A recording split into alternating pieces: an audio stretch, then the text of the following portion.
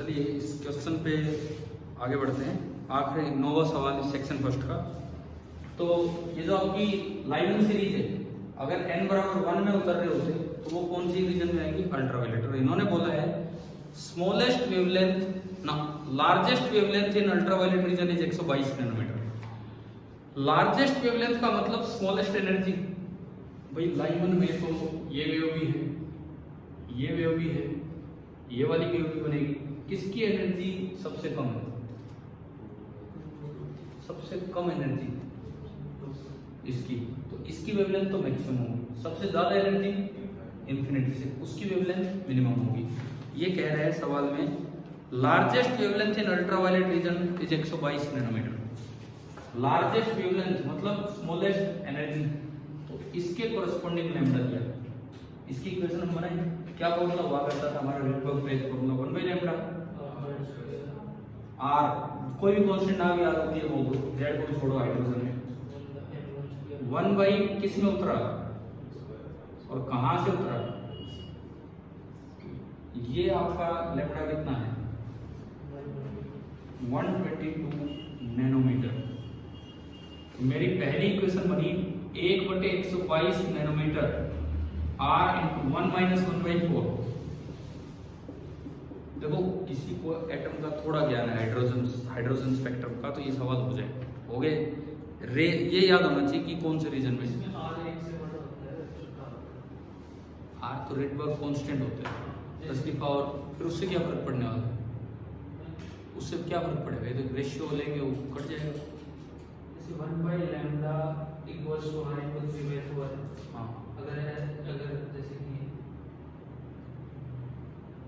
उससे कोई फर्क नहीं पड़ने वाला है हमारा। R कुछ भी हो, चाहे एक से बड़ा हो चाहे एक से छोटा हो, हमें कोई कंपैरिजन थोड़ी लेना है। ये नैनोमीटर है, ठीक है ना। अब जैसे अगर लैम्डा चाहिए तो 1 बाय R है, 1 बाय R इनटू कांस्टेंट 4/3। हाँ तो फिर क्या होगा? अगर R एक से छोटा हो जाएगा तो जो लैम्डा की वैल्यू बढ़ जाएगी।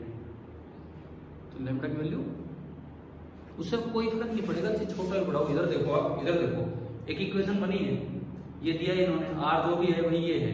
R के एग्जैक्ट वैल्यू पुट करोगे तो ये इतना ही आएगा, ठीक है, नैनोमीटर में। अब ये क्या कह रहा है कि स्मॉलेस्ट वेवलेंथ इन इंफ्रारेड रीजन, ये सारे इंफ्रारेड रीजन के ऊपर कब? अगर n बराबर 2 में उतरोगे तो कौन सा रीजन है? विजुअल। इंफ्रारेड के लिए आपको किस में उतरना होगा?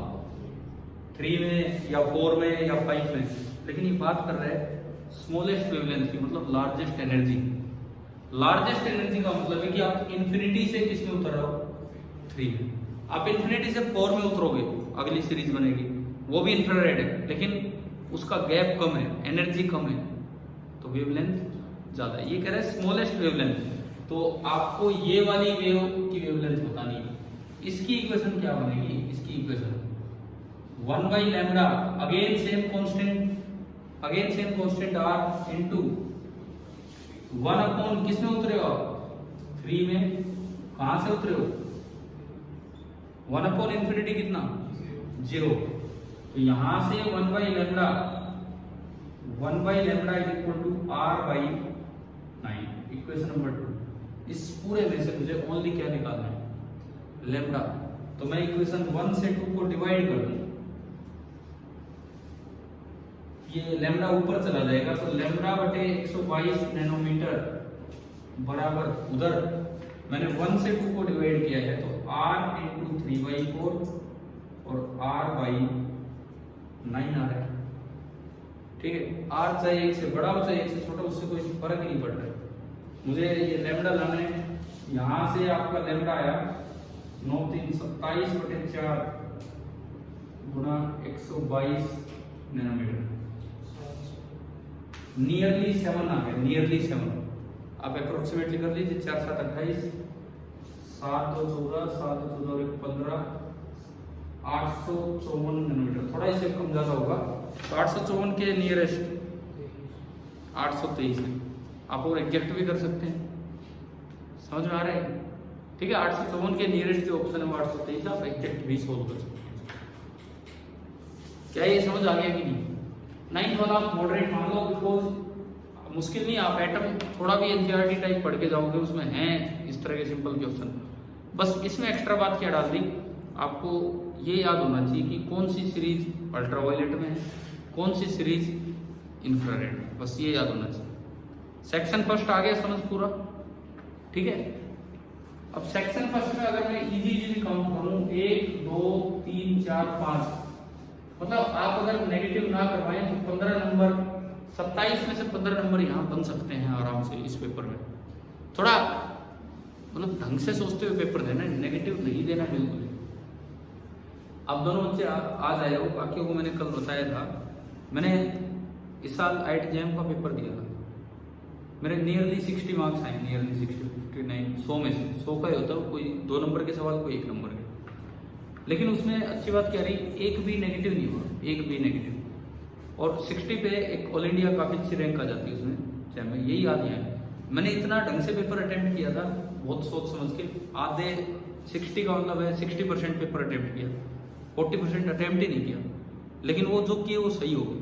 आप थोड़ा एक्यूरेसी के साथ चलोगे तो एडवांस में भी एक अच्छी IIT मिलने का चांस रहेगा इसी बार, कोई ड्रॉप का चक्कर नहीं इसी बार। चलो भाई, सेक्शन फर्स्ट हो गया, single correct objective type. Section second की इंस्ट्रक्शंस देखिए, असर्शन रीजन टाइप, ये सबसे ज्यादा कंफ्यूज करते हैं बच्चों को, और इनके आंसर्स भी सबसे ज्यादा कंफ्यूजिंग होते हैं। कई बार क्या होता है, बाद में भी डबल आंसर IIT को देना पड़ता है, हाँ भाई इस सोच के साथ ये है, इस सोच के साथ ये है, इस तरह से। चले हम आगे बढ़े। क्या होता है, जैसे मान लो कोई कहेगी यार हम तो यही चीज सोच रहे थे, मैं अभी बताता हूँ, एक एग्जाम्पल बताता हूँ। कोई प्रिज्म पे क्वेश्चन आ गया, प्रिज्म पे क्वेश्चन आ गया, ये एंगल ये है ना, प्रिज्म वगैरह पढ़ रखा आपने, और पूछ ले कि डेविएशन तो होता है I+E-A। स्टेटमेंट अगर ये आए तो ट्रू में आएगी, फॉल्स में आएगी, ट्रू। लेकिन कोई कह दे यार ना, मैंने तो नॉर्मल से इधर से इंसिडेंस किया था। आप ये इक्वेशन कब लगती है, जब इधर से रे लेते हो तो ये वैलिड है, इधर से लोगे तो ये वैलिड ही नहीं है, शायद ये चीज कैसा बन जाएगा I-E+A, ये बन जाएगा। अब मोस्टली बच्चे तो इसको वो सोच के चलेंगे, कुछ बच्चे IIT का पेपर दे रहे तो सारा दिमाग लगाएंगे कहाँ क्या है, जिन्होंने ये सोच लिया उसके, तो ऐसा भी ऑप्शन सही करती है IIT, ये सही है ट्रू वाली स्टेटमेंट, ऐसा भी सही करेगी, ये गलत वाली, समझ गए हो। ये डबल आंसर कब होते हैं, जैसे IIT टाइम देती है आपको करेक्शन के लिए, उसमें किसी ने अपनी करेक्शन पेश की है तो वहाँ पे होता है। भाई वही बात है ना, कहाँ कंफ्यूजन है कहीं, जहाँ भी ऑप्शन चेंज का तो सीधी सी बात है, किसी के दिमाग में जैसे कैन बी, विल बी, इस तरह की बातें हों, किसी के दिमाग में एक भी केस आ जाए जो उसको रिजेक्ट कर रहा हो तो वो ऑप्शन वहां से हट जाता है, मतलब गलत हो जाता है। तो और IIT क्यों मौका देती है हर बार, IIT आपको पेपर के बाद की आने के बाद पता होगा कि आपको कोई करेक्शन डालना है, डालिए। करेक्शन सबके लिए होता है, एक डाल देगा तो हाँ, और क्या, एक के लिए थोड़ी होगा, सबके लिए होगा, लेकिन आपके पैसे लगते हैं उसमें, पैसे वापस तभी होते हैं जब वो करेक्शन सही मान्य हो, इस तरह की बात रहती है, ठीक है। चले हम आगे बढ़े, अब थोड़ा सेक्शन सेकंड देखिए, थोड़ा कंफ्यूजिंग होता है ये, क्या कोई बात नहीं, इसमें किसी भी और फॉर्मेट में बन के आ जाएगा, और वैसे ना ऐसे मत मानो कि हटा दिया, कभी भी आ सकता है, पिछले में नहीं आया तो इसका ये मतलब थोड़ी कि हट गए, कभी भी आ सकते हैं। सेक्शन बनाना उनके हाथ में, कुछ भी। मैट्रिक्स मैच में जब आए थे तो नए आए थे एकदम से, तो यूँ कुछ भी बना के दे सकते हैं। चलिए देखिए फिर भी क्वेश्चन नंबर, अब इसमें कहता है स्टेटमेंट्स ऐसे ले लिए, दोनों ट्रू। देखो एक बार चारों ABCD ऑप्शन पढ़ के ये सुनो, सबसे आसान होगा अगर पहली स्टेटमेंट फॉल्स आ जाए तो एक ही ऑप्शन है ऐसा, कौन सा, डी। तो पहली चीज हम ये कोशिश करें पढ़ के, क्या पहली स्टेटमेंट फॉल्स तो नहीं बन रही, क्योंकि वो फॉल्स बनते ही तो आंसर ही आ गया। चलो तो शुरुआत करते हैं। Question number 10, A block of mass m starts moving on a rough horizontal surface, mechanics का question, with a velocity v। एक ब्लॉक है मास m का v स्पीड से रफ हॉरिजॉन्टल सरफेस के बाहर। It stops after moving through a certain distance, कुछ दूर जाने के बाद ड्यू टू फ्रिक्शन ये रुक गया और इसकी स्पीड कितनी होगी 0। ठीक है, the surface is now tilted at an angle of 30 degree. अब इस सरफेस को 30 डिग्री टिल्ट कर दिया। ठीक है, the same block is made to go up on the surface with the same initial velocity v। आपने इसको v वेलोसिटी से ऊपर फेंक दिया, v वेलोसिटी से ऊपर फेंक दिया और फिर ये कुछ दूर जाकर रुकेगा। पहली स्टेटमेंट डिक्रीज इन मैकेनिकल ना, हाँ स्टेटमेंट 1 ही चल रही है। Decrease in mechanical energy in the second situation is smaller than the decrease in first situation. देखो कितनी आसान है पहली स्टेटमेंट सोचना। यहाँ पे केवल काइनेटिक एनर्जी थी और वो घट के कितनी होगी 0। तो लॉस इन मैकेनिकल एनर्जी यहाँ कितना है आप अभी इस पर पोटेंशियल एनर्जी में तो फर्क ही नहीं पड़ा। यहां भी अगर आप देखोगे तो स्पीड तो 0 होगी, तो लॉस इन काइनेटिक एनर्जी तो कितनी है सेम है। लॉस इन काइनेटिक एनर्जी तो कितनी है, यहां भी loss in kinetic energy half M V square. Loss in potential energy, लेकिन यहां पे क्या हो गया ऊपर गए तो गेन हो गया ना, समझ गए। तो मैकेनिकल एनर्जी में कहां ज्यादा दोस्तों दिख रहा है, यहाँ पे पूरा loss in mechanical energy, loss in mechanical energy कितना बना हाफ एम वी स्क्वायर। और यहाँ अगर आप देखते हो तो लॉस इन मैकेनिकल एनर्जी बनेगा half M V square minus M G. तो एक लॉस कम हुआ कि नहीं, आसान है ये सोचना। सेम लॉस काइनेटिक एनर्जी में, लेकिन ये हाइट रेंज कर गया तो कुछ पोटेंशियल एनर्जी गेन कर गया। तो यहाँ लॉस इन मैकेनिकल एनर्जी कम है। पहली स्टेटमेंट ट्रू है कि फॉल्स है, ट्रू। अब स्टेटमेंट नंबर 2 पे चलो। 2 भी अगर फॉल्स आ जाए तो एकदम से आंसर आ जाएगा, और वो ट्रू आ गया तो फिर रीजन और सोचना पड़ता है, वहीं मोस्ट कंफ्यूजन होते हैं। दूसरी statement coefficient of friction between the block and the surface decreases with the increase in the angle of inclination. Mu कभी भी थीटा पे डिपेंड नहीं करता, म्यू सरफेस के नेचर पे डिपेंड करेगा।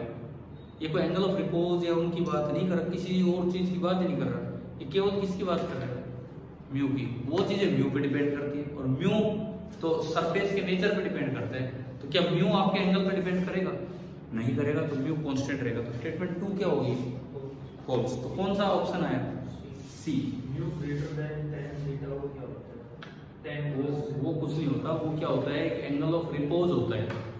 कि अगर एक एंगल ऑफ रिपोज होता है tan इनवर्स म्यू, अगर एंगल उससे बड़ा है ब्लॉक को छोड़ दोगे तो अपने आप स्लिप करेगा, छोटा है तो अपने आप स्लिप नहीं करेगा, उसका यहाँ कोई कनेक्शन नहीं। समझ गए ये चीज, एंगल ऑफ रिपोज अलग है। चलो भाई 10th हो गया। 11th in an elastic collision between 2 bodies the relative speed of the bodies after the collision is equal to the relative speed before the collision। ये बात सही है कि गलत है। अच्छा दूसरी स्टेटमेंट पे आप आओ। In elastic collision linear momentum of the system is conserved. सही है गलत है। हम कोलिजन को कैसा इवेंट मानते हैं, आइसोलेटेड इवेंट मानते हैं। अक्सर कोलिजन में मोमेंटम कंजर्व होता है, वैसे ये भी गलत है, मैं आपको बताऊँ। बहुत बार ऐसी भी कोलिजन हो जाते हैं जहाँ इंपल्सिव एक्सटर्नल टेंशन लग जाती है और वहाँ सिस्टम का लीनियर मोमेंटम कंजर्व नहीं रह पाता है। ठीक है, तो ये एक कंफ्यूजिंग क्वेश्चन था, ये सच में कंफ्यूजिंग क्वेश्चन था। जो उस समय के बड़े बड़े कोचिंग इंस्टीट्यूट्स थे उन्होंने इसका आंसर दिया था बी।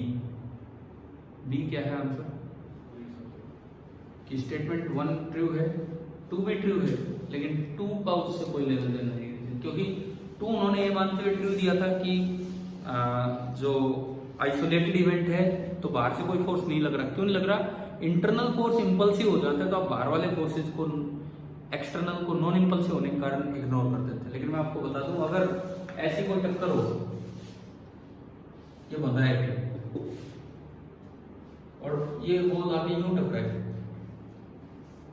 mg इस पे भी लग रहा है नॉन इंपल्सिव, mg इस पे भी लग रहा है नॉन इंपल्सिव, लेकिन रस्सी में जो खिंचाव आएगा एकदम से वो कैसा आ जाएगा, इम्पल्सिव। और ये बाहर से लगने वाला फोर्स है तो वो कैसा हो जाएगा, बाहर वाला इम्पल्सिव हो गया तो मोमेंटम कंजर्व नहीं रहेगा। अब भाई जो भी है, ज़्यादातर कोचिंग इंस्टीट्यूट्स ने आंसर दिया था बी, आईआईटी ने इसका आंसर दिया था बी और डी।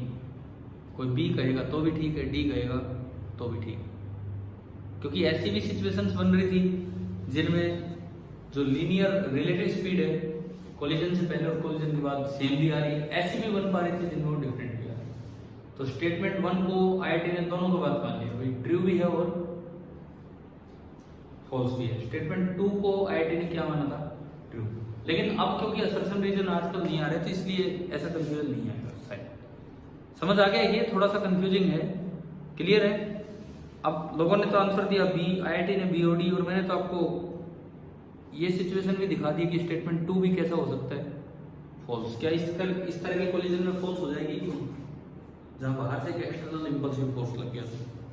ठीक है, छोड़े हम इसको, आगे बढ़ते हैं। रिलेटिव स्पीड डिफरेंट कैसे होगी, रिलेटिव स्पीड E=1 हो जाएगा तो relative speed before and after same हो जाएगा, तो ये मतलब सही है। बी ऑप्शन कैसा है। अब जो बच्चे 1D कोलिजन मान रहे थे उनको तो सीधा दिख रहा था, लेकिन कोलिजन तो 2D में भी तो हो सकता है, वहां फिर ये गड़बड़ हो रही थी। समझ गए हो क्या, तो यही तो है ना। अब मैंने तो बताओ, अब देखो आईआईटी ने तो आंसर दिया होगा, तो ये कोलिजन भी किसी के दिमाग में है, तो इसमें तो स्टेटमेंट 2 भी क्या हो जाएगी, फॉल्स हो जाएगी फिर। तो इसलिए कंफ्यूजिंग क्वेश्चन है, इसको छोड़ देते हैं। ठीक है, कई सिचुएशन बन रही है। क्वेश्चन नंबर 12, 12वां सवाल आप देखिए। Question number 12, formula connecting U V and F is valid only for mirror whose size are very small, क्योंकि ये पर एक्सेल रे के लिए वैलिड होते हैं।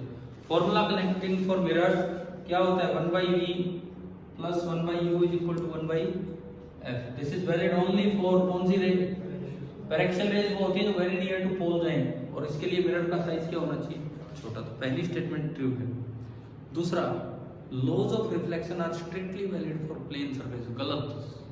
लॉ ऑफ रिफ्लेक्शन हर रिफ्लेक्शन के लिए वैलिड है, आई बराबर आर, और वो कोप्लेनिटी वाली बात हर जगह वैलिड है। तो आसान हो गया, इसका आंसर क्या बना, सी। अब 13th क्वेश्चन, एक्सरे पे आ गए। देखो, accelerating potential in X ray tube is increased, wavelength of characteristic X ray जो होती है ना, वो मेटल पे डिपेंड करती है, कौन सा मेटल है। ये आप एक्सरे की जब डिटेल पढ़ोगे, पढ़ी है आपने, एक्सरे चैप्टर पढ़ा है क्या, पढ़ रखा आपने, तो अभी मैं उसकी डिटेल में नहीं जा रहा हूँ, मैं बस आपको बता देता हूँ। कैरेक्टरिस्टिक एक्सरे जो हैं वो मेटल के नेचर पे डिपेंड करती है, कौन सा मेटल है, समझ लो। उसकी ना इस तरह का डायग्राम आता है, के अल्फा, के बीटा, पढ़ा होगा इस तरह का, हाँ ये वाला, इनको बोलते हैं कैरेक्टरिस्टिक एक्सरे। ये डिपेंड कर रही थी मेटल के नेचर पे।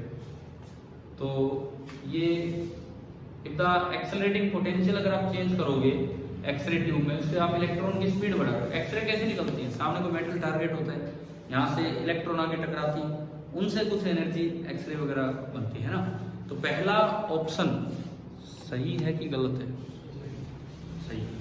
अब दूसरा, when electron beam strike the target in X ray part of kinetic energy is converted into, हाँ यही तो होता है, वो इलेक्ट्रॉन अपनी कुछ एनर्जी फोटोन के फॉर्म में बाहर निकाल देते हैं, और वो कौन सी एनर्जी होती है, एक्सरे एनर्जी बोलते हैं। ठीक है, लेकिन पहले का दूसरे से कोई लेना देना नहीं। अब इसकी डिटेल में चलने के लिए आप एक बार एक्सरे ट्यूब पढ़ लेना, अगर कहीं और से नहीं पढ़ा हो आपने, कहीं से भी नहीं पढ़ा हो, एच.सी. वर्मा बुक में सेकंड पार्ट में बड़ा अच्छा सा छोटा सा चैप्टर, वो वहां से पढ़ के और उसके ऑब्जेक्टिव कर लेना, बहुत है, एक्सरे क्लियर हो जाएगा। ठीक है, वो थ्योरी भी है उसमें, 1-2 पेज की पढ़ लेना वो, अगर नहीं पढ़ा है तो, ये तो मैं पढ़ा दूंगा अगर टाइम मिलेगा तो। चलिए भाई, सेक्शन ये बी हो गया हमारा। अगर मैं सेक्शन बी में देखूं, सेक्शन सेकंड में 4 सवाल थे, 10, 11, 12, 13। 11वां कंफ्यूजिंग था, 12वां आसान था। 10th वो जो मैकेनिक्स वाला है वो भी आसान है, इतना मुश्किल नहीं। एक्सरे भाई कोई ना भी पढ़ के जाए तो मैं इसमें 2 सवाल बना रहा हूँ, कोई बच्चा 2 सवाल को अटेम्प्ट करके आ सकता है। 15 नंबर का वो था और 6 नंबर का ये, ऑलमोस्ट 21 नंबर का तक का काम यहाँ तक किया जा सकता है। 3 पेज है ना ये, अब आप आओ सेक्शन थर्ड पे। सेक्शन थर्ड में 2 पैराग्राफ है। सेक्शन थर्ड में आपको 2 पैराग्राफ दे रखे हैं, उस पर हम चलते हैं। सेक्शन थर्ड हम देखें अपना,